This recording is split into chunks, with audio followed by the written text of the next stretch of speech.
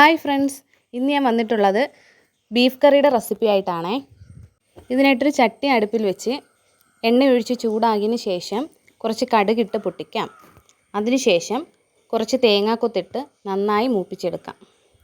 തേങ്ങാക്കൊത്ത് നന്നായി ഒന്ന് മൂത്ത് വരുമ്പോഴേക്കും നമുക്കിതിലേക്ക് കൊച്ചുള്ളി ചേർക്കാവുന്നതാണ്. ഞാനിവിടെ 1 കിലോ ബീഫിന് 1/2 കിലോ കുറച്ചുകൂടി കൊച്ചുള്ളിയാണ് ചേർത്തിട്ടുള്ളത്. ഉള്ളി തീരെ കുഞ്ഞായതുകൊണ്ട് തന്നെ അരിഞ്ഞിട്ടില്ലേ. ഉള്ളി പെട്ടെന്ന് വാടി വരാനായിട്ട് ഒരല്പം ഉപ്പ് തൂവി കൊടുക്കാവുന്നതാണ്. അതിനുശേഷം അടച്ചു വെച്ചേക്കുക.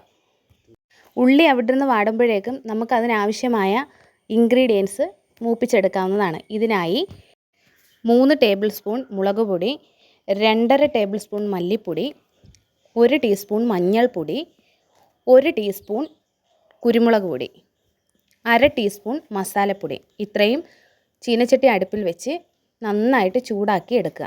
പൊടി നന്നായിട്ട് മൂത്ത് വരുമ്പോൾ തീ ഓഫ് ചെയ്ത് മാറ്റി വെക്കാവുന്നതാണ്. കൊച്ചുള്ളി നന്നായി വഴണ്ട് വന്നതിലേക്ക് ഒരു വലിയ സവാള അരിഞ്ഞതും, 1 കഷ്ണം ഇഞ്ചി ചതച്ചത്, 1 കുടം വെളുത്തുള്ളി ചതച്ചത്, 3-4 പച്ചമുളക് ചതച്ചത് എല്ലാം ചേർത്ത് നന്നായി വഴറ്റി കൊടുക്കുക. നന്നായി വഴണ്ട് വരുമ്പോൾ ഇതിലേക്ക് വേവിച്ച് വെച്ചിരിക്കുന്ന ബീഫ് ചേർക്കാവുന്നതാണ്.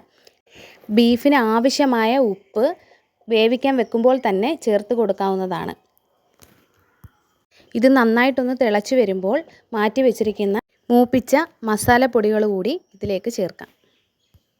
ശേഷം അടച്ചു വെച്ച് നന്നായി വേവിച്ചെടുക്കാം. തിളച്ച് കുറുകി വരുന്ന കറിയിലേക്ക് 1 തക്കാളിയുടെ പകുതി അരിഞ്ഞതും അല്പം മസാലപ്പൊടി കൂടി ചേർത്തതിന് ശേഷം കുറുകി വരുമ്പോൾ തീ ഓഫ് ചെയ്ത് അടുപ്പിൽ നിന്ന് വാങ്ങി വയ്ക്കാം.